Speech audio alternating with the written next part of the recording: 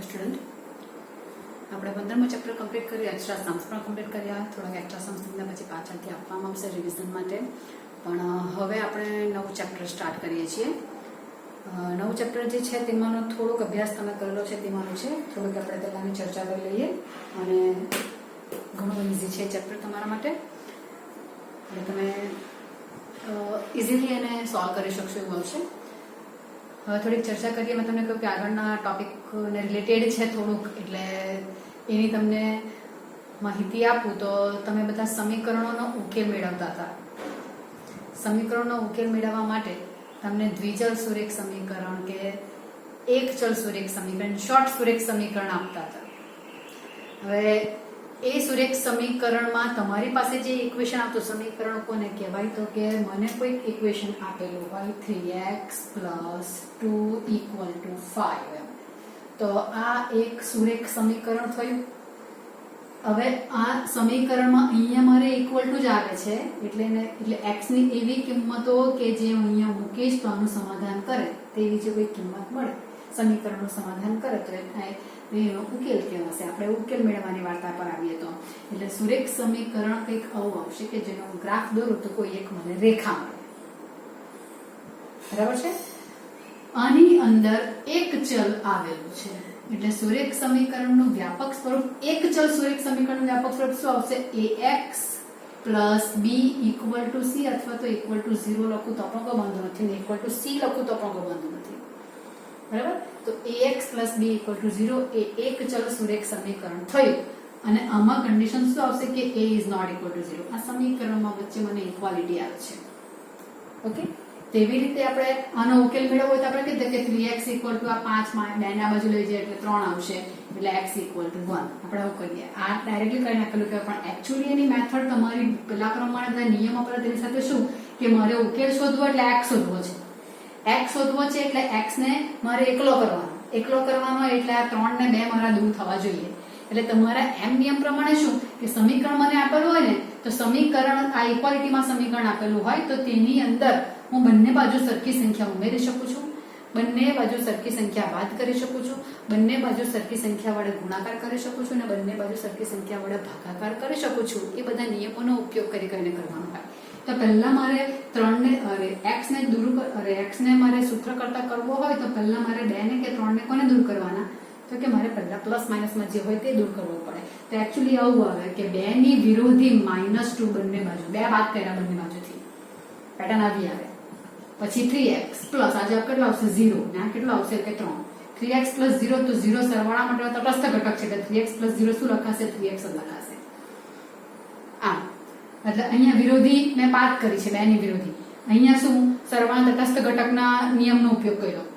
અહીંયા હવે x ને સૂત્ર કરતા કરવું પડે, મારે શું કરવું પડે? 3 દૂર કરવાના એટલે 1/3 વડે મેં ગુણાકાર કર્યો બંને બાજુ, એટલે આ જશે. એટલે ગુણાકાર માટેના એકમ ઘટકનું અસ્તિત્વ અહીંયા આવી જાય. એટલે હવે આવશે x = આ આવશે 1. આ આખી પેટર્ન હોય એક્ચ્યુઅલીમાં. એટલે આવી પેટર્નથી આમ દાખલો, ગણિતના જે નિયમો આપેલા છે તે નિયમોનો ઉપયોગ કરીને દાખલા આવી રીતે, પણ આપણે આને ફોલો કરવાના નથી. બટ હું તમને એક્ઝેક્ટલી કહું છું કે પેટર્ન આવી આ છે. આપણે એકાદ દાખલો જો તો આવું કરીશું કે આવું છે બુકમાં એમ, પછી તો આપણે અહીંયા જેમ કરતા છે ને તેમ જ કરીશું, વાંધો નથી આવવાનો. બટ તમારી પાસે નિયમો છે તે પ્રમાણેની વાર્તા કરું તો સમીકરણ મને કોઈક આપેલું હોય તો તેમાં હું સરખી સંખ્યા ઉમેરી શકું છું, બાદ કરીશું, સરવાળા માટેનો એકમ ઘટક, ગુણાકાર માટેનો એકમ ઘટક, એ બધાના ઉપયોગથી મારે આમાં x ને સૂત્ર કરતા એટલે કે x ની કિંમત શોધવાની. આ x = 1 એ આ સમીકરણનો ઉકેલ છે. સમીકરણનો ઉકેલ કોને કહેવાય? તો x ની જે કિંમત માટે સમીકરણનું સમાધાન થતું હોય તે કિંમતને તેનો ઉકેલ કહેવાશે. આ તમે શીખીને આવેલા છો, બરાબર. આ એક ચલ હતું તો મેં સિમ્પલ કરી નાખ્યું. એક ચલની જગ્યા પર મને ઇક્વેશન કંઈક આવું આવ્યું છે 3x + 2y = 5. તો આ ઇક્વેશન આવ્યું તો કેવું થઈ ગયું? એની અંદર x અને y બે ચલ આવ્યા, એટલે આ કેવું સમીકરણ કહેવાશે? દ્વિચલ સુરેખ સમીકરણ. સુરેખ જ છે, x અને y ની ઘાત 1 આવે છે એટલે એ સુરેખ સમીકરણ થશે. એટલે આ સુરેખ સમીકરણ આવશે, બરાબર છે. 3x + 2y = 5 દ્વિચલ સુરેખ સમીકરણ છે. શું આનો ઉકેલ મને મળી શકે જો મને એક જ આપેલું ઇક્વેશન? તો સમીકરણ મને એક જ આપેલું છે તો હું x કે y અહીંયા કોઈ મેળવી શકતી નથી. તો એના માટે દ્વિચલ સુરેખ સમીકરણ માટે સોલ્વ કરવું હોય અને મારે આ બે ચલ સુરેખ સમીકરણ છે તો બંનેની મને વેલ્યુ જોઈએ છે. આ એક જ હતું તો એકની વેલ્યુ ઇઝીલી શોધી શકતી હતી. અહીંયા મારે એનો ઉકેલ મેળવવો હોય તો મને કોઈક બીજી ઇક્વેશન મને બીજું કોઈ જોઈએ. x + 4y = 1. હવે આ બેનું જો મને સમીકરણ યુગ્મ આપેલું હોય, જોડ આપેલી હોય તો હવે આનો ઉકેલ હું મેળવી શકું. એટલે દ્વિચલ સુરેખ સમીકરણનો ઉકેલ મેળવવા માટે મને કમસે કમ કેટલા ઇક્વેશન્સ જોઈશે? 2 ઇક્વેશન્સ જોઈશે. અને દ્વિચલ સુરેખ સમીકરણ આનો ઉકેલ આપણે કઈ કઈ પદ્ધતિથી મેળવીએ છીએ? તો એ પદ્ધતિ પણ આપણી પાસે 2-3 છે. તમે જે કરો છો તેના આધારે લોકની રીત કરો છો કે અહીંયા 4 છે, અહીંયા 2 છે તો આને 2 વડે ગુણી નાખો એટલે લોપ કરો y નો, પછી x નો લોપ કરો વગેરે વગેરે. લોકની રીત છે. પછી તમે ચોકડી ગુણાકારની રીત શીખેલા હશો. પછી આદેશ લેવાની કે કોઈ એકમાંથી x = 1 - 4y આમાં મૂકી દો, y ની x ની જગ્યા પર, એટલે આખું ઇક્વેશન કોઈ એક જ ચલમાં આવી જાય એટલે આવું થઈ જાય. એક ચલ સુરેખ સમીકરણમાં કન્વર્ટ કરી શકાય. એટલે તે વસ્તુ પ્રમાણે એને સોલ્વ કરી શકો. એટલે આદેશની રીત, લોકની રીત, ચોકડી ગુણાકારની રીત અને છેલ્લી આવે છે તે આલેખની રીત. બરાબર છે?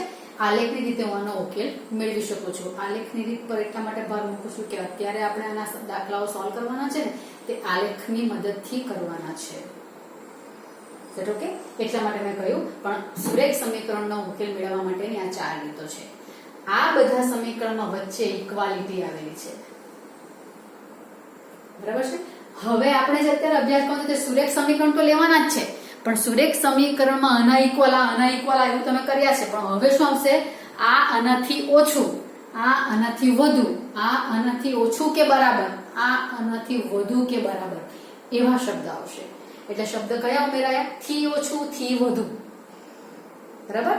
કે એના બરાબર એવા 3 પોસિબિલિટી. એટલે મને જો કોઈ 2 વાસ્તવિક સંખ્યાઓ આપેલી હોય તો 2 વાસ્તવિક સંખ્યાઓ માટે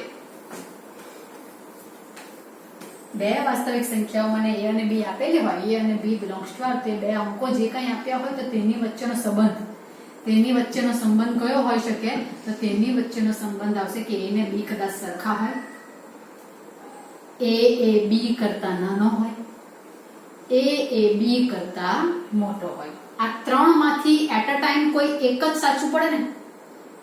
આ 3 માંથી કોઈ જો a = b થાય તો પછી આ બે વિચારવાનું નહીં આવે. a જો b કરતા નાનો છે તો પછી આ બે નહીં આવે. એટલે કોઈ એક સમયે 3 માંથી કોઈ એક જ વિકલ્પ તમારો સાચો હોઈ શકે. ધારો કે 3 અને 5 આપે તો આની વચ્ચે મારે લેસ ધેન જ મૂકવું પડે. તો હવે ઇક્વલ કે ગ્રેટર ધેન માંથી અહીંયા મુકાય જ નહીં. આ એક આવી ગયો, બસ ન છે. એટલે કોઈ એકનું જ પાલન કરે તેવું હશે. એટલે 3 પૈકી કોઈ એક જ સંબંધ શક્ય છે. 3 પૈકી કોઈ એક સંબંધ શક્ય છે. એક જ સંબંધ શક્ય. ત્રિવિધ વિકલ્પનો નિયમ એને એવું કહેવાય છે. બરાબર? તો આ એક વસ્તુ થઈ. આ a = b આવ્યું, તે a ઇક્વલ જે આવ્યું તે સંબંધ તો છે. સંબંધ તો 3 જ છે a અને b વચ્ચેના, પણ ઇક્વલ વાળો જે છે તેને કેવો સંબંધ કહેવાશે? સમતાનો સંબંધ, જે તમે કરીને આવેલા છો. ઇક્વાલિટી વાળો સમતાનો સંબંધ. અને આ બે જે આવ્યા તે કેવા કહેવાશે? અસમતાનો સંબંધ.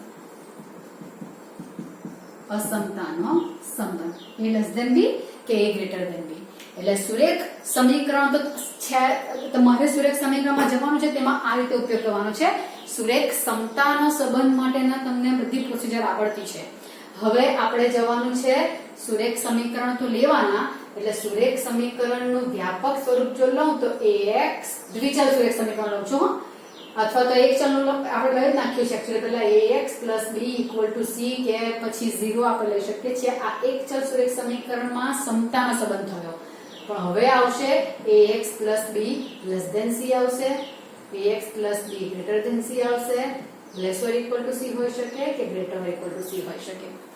એટલે આ જે આવ્યું તે સુરેખ સમીકરણ તો છે, પણ સુરેખ સમીકરણમાં હવે મારી પાસે અસમતા આવે છે. એટલે આ ચેપ્ટર તમારું જે છે તે કયું છે? સુરેખ અસમતાઓનું છે.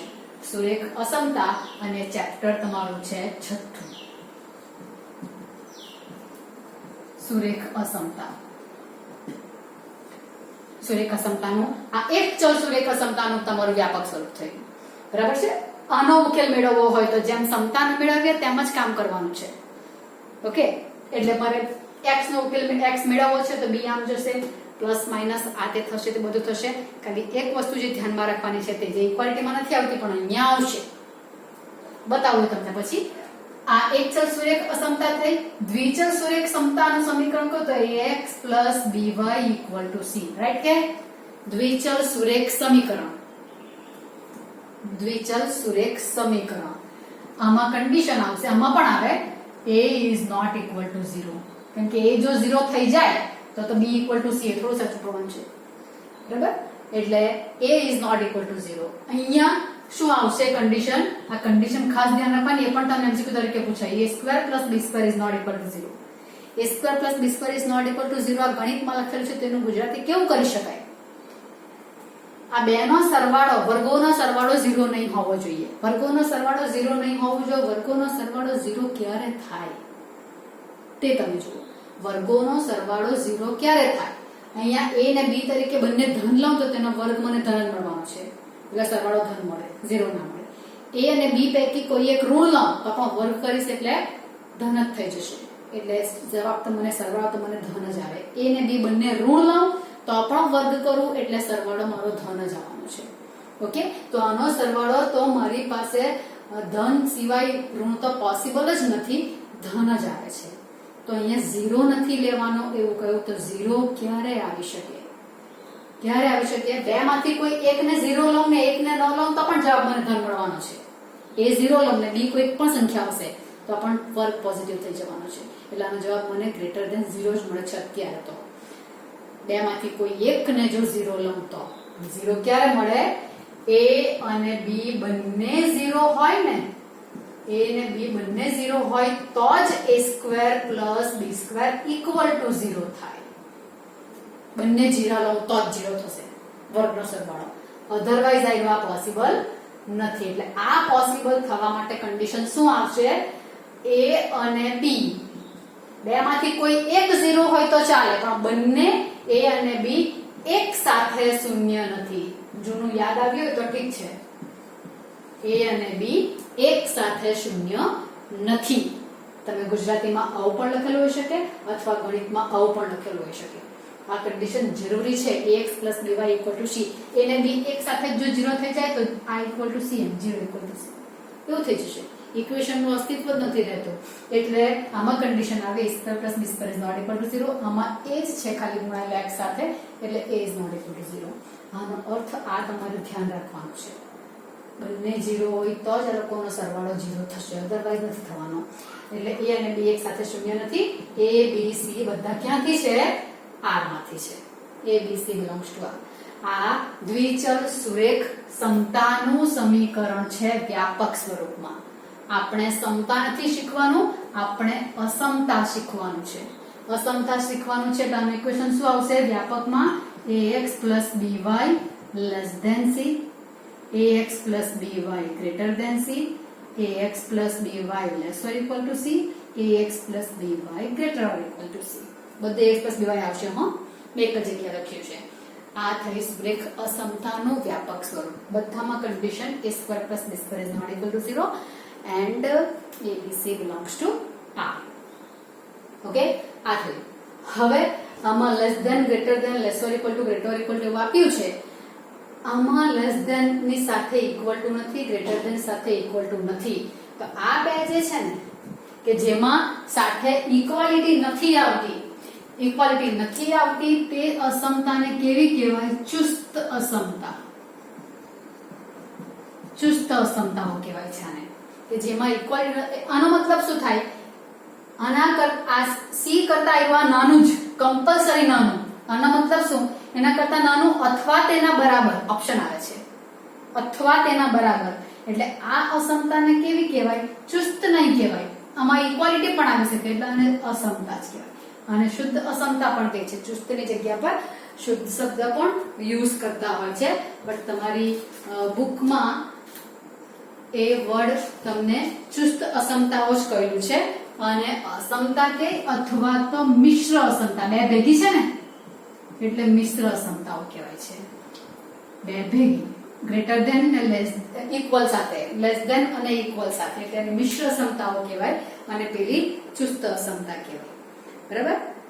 ઇંગ્લિશમાં આને સ્લેક ઇનઇક્વાલિટી કહે ને આને સ્ટ્રિક્ટલી ઇનઇક્વાલિટી કહેવાશે. સ્ટ્રિક્ટ ઇનઇક્વાલિટી એવું કહેવાશે. આ થયું તમારે દ્વિચલ સુરેખ સમીકરણ, દ્વિચલ સુરેખ અસમતાનું વ્યાપક સ્વરૂપ, એક ચલ અસમતાનું વ્યાપક સ્વરૂપ. આમાં પણ આવી ગયા ચુસ્ત, આ મિશ્ર. આ નામ તમારા થશે. આપણે આ સ્વરૂપ જોયું. સ્વરૂપ જોયા પછી આપણે એનો ઉકેલ કેવી રીતે મેળવવાનો છે તે પદ્ધતિ જોવાની છે. એ પદ્ધતિમાં પણ તમને એક ચલ આપેલો હોય ત્યારે એક ચલ એટલે રેખા જ મને મળશે. એ રેખાનું આલેખન મારે કરવાનું હોય છે. આલેખન કરવા કહેલું હોય તો આલેખ બતાવવાનો છે અને એનો ઉકેલ આમ જ મેળવવા કહેલો હોય તો અત્યારે આપણે દાખલો કર્યો ને 3x + 2 = 5 વગેરે કંઈક લખ્યું હતું તો તે પ્રમાણે તમે એનો ઉકેલ મેળવી શકો. બુકમાં તમને બંને બાજુ સંખ્યા ઉમેરવાનું, બાદ કરવાનું એવું આવેલું છે. હવે એના એકાદ બે પોઈન્ટ જરાક જોઈ લઈએ. તમને કહ્યું તે અનુસાર જ વાત કરીએ. સ્વરૂપ ધ્યાનમાં રાખજો આ લોકોનું. હવે 4 અને અહીંયા મને 6 આપ્યા. અહીંયા લેસ ધેન આવવાનું છે, મને ખબર છે 4 > 6. હવે આમાં અત્યારે મારી પાસે 4 > 6 એક અસમતા આવી ગઈ છે. આની અંદર હું કોઈક સરખો અંક ઉમેરું એટલે 4 + 1 કરું ને 6 + 1 કરું તો આનો જવાબ 5 આવશે, આનો 7 આવશે. અસમતા તેની તે રહી ને. અસમતા બદલાતી નથી. જો હું કોઈ સરખો અંક ઉમેરું તો બંને બાજુ ઉમેરતા અસમતા, આ બધું ખબર છે એકદમ સિમ્પલ, પણ તમને બુકમાં આપ્યું છે એટલે મારે કેવું પડે. અસમતા બદલાતી નથી. જો હું કોઈક બાદ કરું તો આ થવાનો 3 ને આ થવાનો 5 તો પણ અસમતા નથી બદલાતી. ઉમેરું કે બાદ કરું અસમતા બદલાતી નથી. 4 × 2 કરું ને 6 × 2 કરું છે લેસ ધેન જ 8 અને 12. અસમતા ગુણતા પણ બદલાતી નથી. બરાબર? 2 વડે ભાગાકાર કરું 4 / 2 કરું 6 / 2 કરું તો આનો જવાબ આવવાનો 2 ને આનો આવવાનો 3 તો પણ અસમતા બદલાતી નથી. બરાબર છે?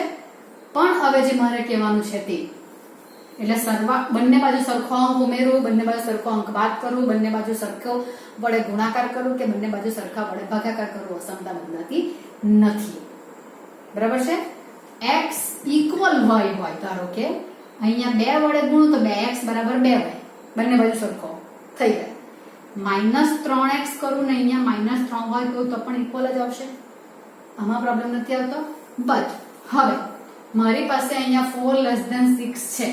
મેં 2 વડે ગુણ્યું તો 2 × 4 કરું તો 8 આવ્યા, which is less than 2 × 6 = 12 એટલે 8 > 12 એ સાચું પડ્યું.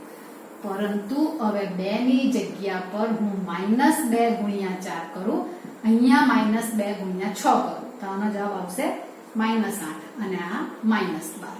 તો હવે અહીંયા કયો સંકેત આવશે? ઓરિજિનલી કયો હતો? Less than. હવે 2 ધન સંખ્યા વડે ગુણાકાર કર્યો તો મારી અસમતા બદલાઈ નહીં.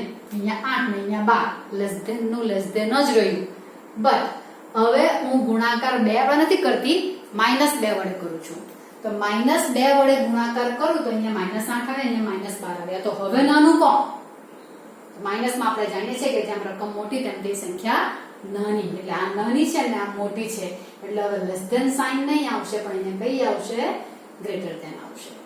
આ પોઈન્ટ ખાસ ધ્યાન રાખવાનો છે. આમાં ઘણાની મિસ્ટેક થાય છે. બધાય નથી કહેતી પણ ઘણાની મિસ્ટેક થાય છે કે માઇનસ વડે જ્યારે અસમતામાં ગુણાકાર કરવામાં આવે, ઇક્વાલિટીમાં કોઈ નથી આવતું. માઇનસ હોય કે પ્લસ હોય કે ગમે તે હોય, તમારે બંને બાજુ સરખા આંક વડે ગુણાકાર કરો, ઇક્વાલિટીનું ઇક્વાલિટી જ રહે છે. પણ લેસ ધેન ગ્રેટર ધેન માં હવે એવું આવશે. એટલે સરખી સંખ્યા વડે ગુણાકાર કરું ને તે સંખ્યા જો ધન હશે ને તો અસમતા બદલાતી નથી. પણ જે સંખ્યા વડે ગુણાકાર કરું બંને બાજુ તે સંખ્યા જો ઋણ હશે તો અસમતા બદલાઈ જશે.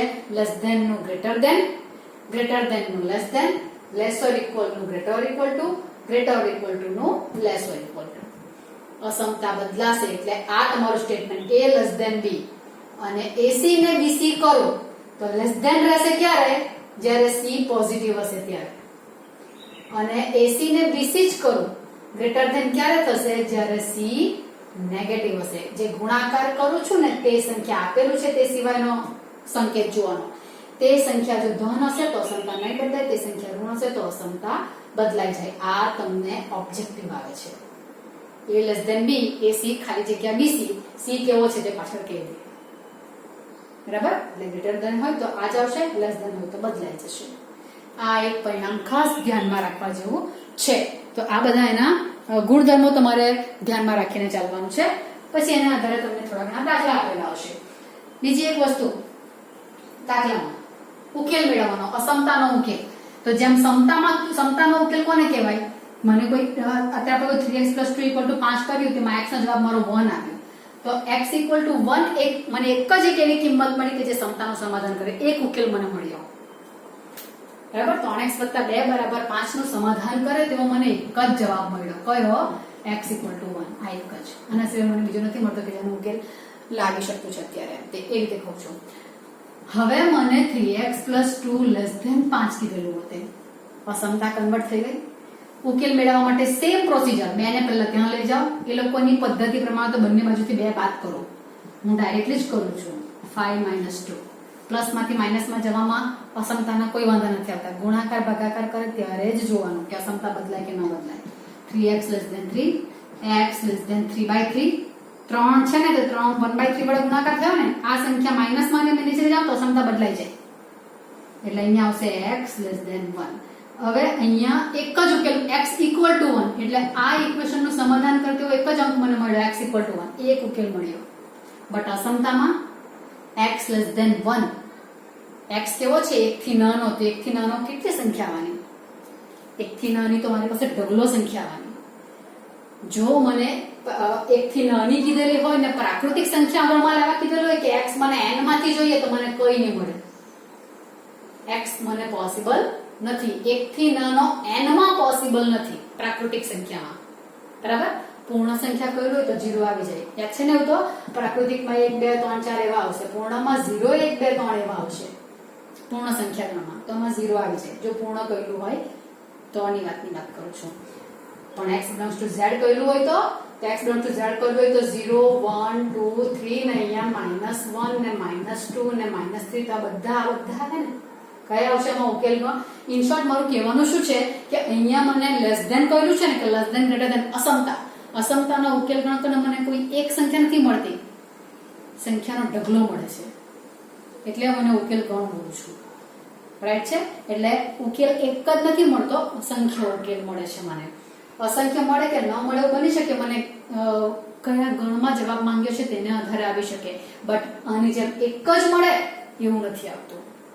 એટલે આમાં મને n માં કરેલું હોય તો x શક્ય નથી, પણ z માં કરેલું હોય તો x belongs to z તો આનો ઉકેલ ગણ મને મળશે. x બરાબર 100 કોણ આવશે?